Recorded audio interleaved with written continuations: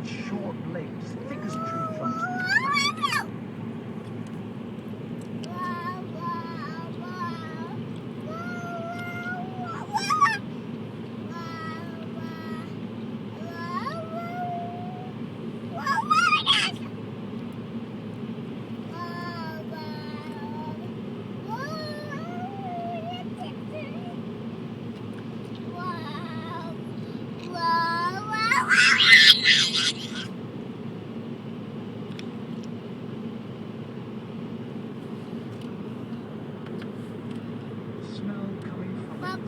Holding a huge Oh, sorry, not Papa. dragged along the floor because his arms were Going swollen. home.